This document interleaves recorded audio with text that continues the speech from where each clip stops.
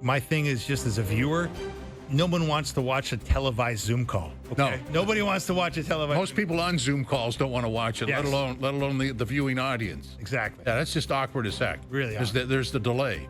Yeah. We should do that here. Count to 3 when I ask you a question. Luckily, this is not on Zoom. 'Cause the show would be even worse, and that's hard to imagine. Yeah, well, we've all worked with delays in the past. They're Yes. not very exciting. And if you're watching it, even less exciting. So we both agree that's a no guy. Yes guy, no guy. Where are we at? Number 5. The home run derby is the best all-star skill competition, i.e. the 3-point contest, dunk competition, the NHL skills competition. The home run derby is the best of all that. I'm probably against the grain on this, but I'm a yes guy on this. I love dingers. I'll watch dingers all night, and I really enjoy the home run derby. I always have a big family event around our house. We get the peanuts and the Cracker Jack, and we hunker down and Really? build a little home run derby pool and lay our bets and have some fun. And maybe we're weirdos, but I kind of enjoy it. Not that I don't enjoy. Like I still enjoy the 3-point contest. It's a lot of fun. But now that Steph doesn't go in it, hasn't been as good, and nobody really good goes in the dunk contest. At least not very often. So it's a low bar, but I'm going to give it to the home run derby. I'm going to say no guy. I'm an anti-all-star break gimmick guy. I just don't. You don't like any of them? No, I don't. I never watched them. When I watched the Homer Derby, it's like, dude, he's tired. Or if it's a Blue Jay, oh yeah, he's going to kill himself in the second half. His home run totals are going to drop off because he's fatigued. It's an uncomfortable view for me. Okay. But the way you mapped it out with the family thing and sort of the wagering line or the in-house pool, that works. You're in the majority. I think I'm definitely an outlier on this because I've expressed this opinion before and been absolutely hammered for it. But you know what? It's just how I feel, and I'm sticking to it. And same for the 3-point. It's great, and then all of a sudden, what's it worth? Yeah. It's like disposable entertainment. Yeah. As soon as it's over, it's over. You know what? The only good thing about those things is you do get some occasional classic moments. You get a Vince Carter doing what he did 25 years ago. You get a Steph Curry doing something special. You get I really love the one where they had Steph versus Sabrina there. With the crossover between the WNBA and the NBA. Those things, I think those things have a potential to be really fun. But it's hard to sustain them year after year after year. And time sort of erodes. Like the NHL, one of the very first ones that I think was noteworthy was the hardest shot. Yeah, that was fun. It was, but now nobody takes a slap shot, so what's it worth? Exactly. Exactly. So let's veer into that game we started the broadcast with, Mini Max. So let's apply to the Toronto Maple Leafs. Just assuming or going with what they have now and starting the season, what's the minimum, in your opinion, they should do going forward that you'll accept? The minimum they should do going forward is to acquire the top 6 forward the GM says he's going to acquire. I mean, I think doing what you say you're going to do is important as a hockey executive, especially in a place like Toronto. So Brad Treliving has pointed to that as a expectation, and I think every Leaf fan is waiting around to see who that guy is and who he becomes. And we all know it's not going to be easy. We all know they don't have a ton of trade pieces to deal with here, but Brad Treliving has certainly pointed to that as a need, and I think everybody agrees.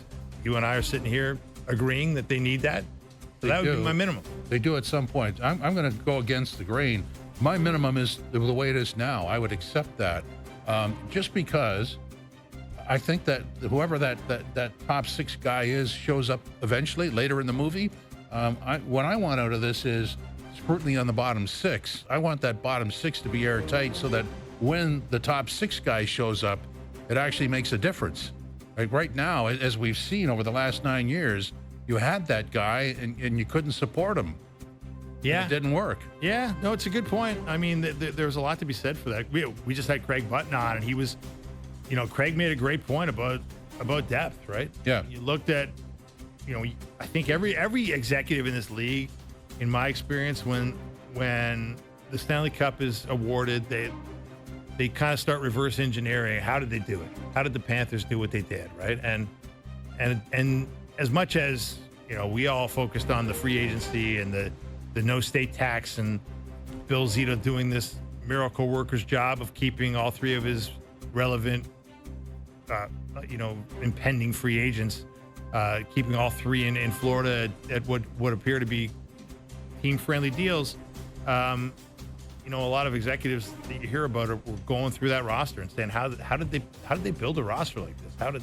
It's not just about the guys at the top of it, right? It's about the depth of this roster and the contributors they got throughout the playoffs, which kind of made like the third and fourth line on a lot of nights stars. Oh, that third line's a meat grinder. Third line was their best line on a lot of nights. Oh, boy. And then, we all know about the turning point of the way, Maurice deployed that fourth line and what it meant to him and to that team. So you're right. It's a big factor here for the Leafs. They didn't get enough out of those guys in the playoffs by any measure. And the question is, how do you get more, right? Yeah.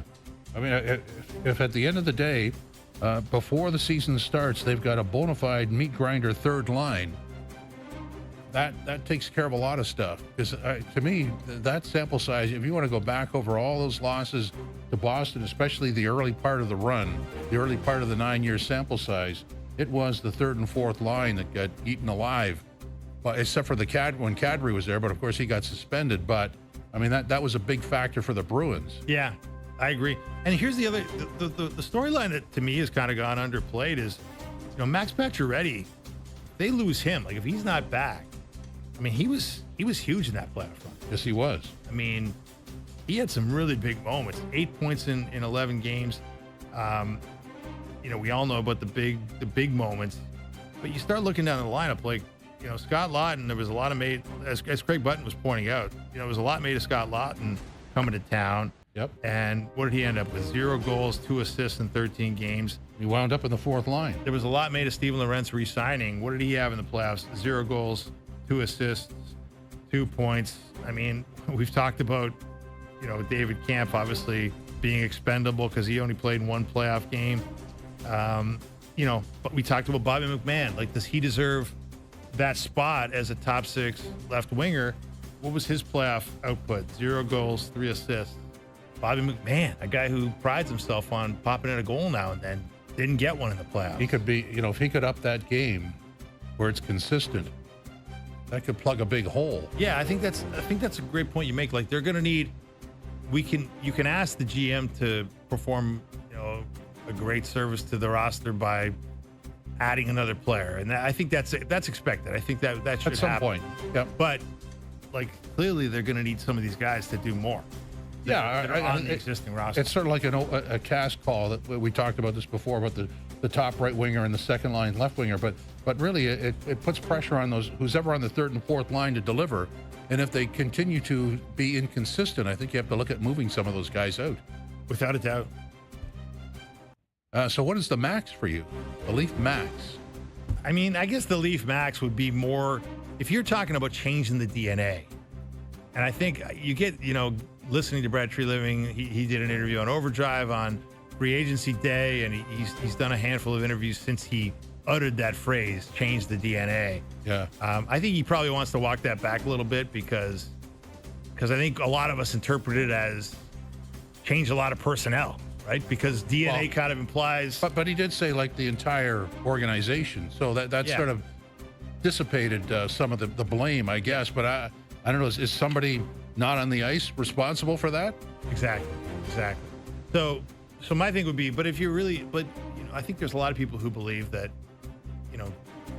moving one, like essentially having one of the core four leave for not nothing, because you did get something back in the form of Waugh, but you need to do more. So would it be a trade of a significant piece that's been here a long time? Would it, I guess the one that gets brought up a lot would be Morgan Riley.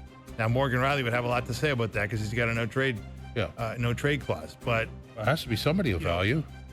He's got value. Yeah. He's got value. He's got a lot of life left in those legs. It would, I think if you really want the dynamic to change more, my max would be change more of the guys who've been here a long time and see if the dynamic changes. I would agree with you. So the max is, if you want to change the DNA, it's not just one player. Exactly. You don't just let arguably your best player walk away or you move them out. You need to change more. So I totally agree with you. That's a good max. Coming up at the top of the hour, Mike Farron from MLB Network. Also, we have Ryan Dinwiddie, coach of the Argos, who have the bye week. And we'll continue on with Overdrive live on YouTube, TSN 1050 and TSN 4.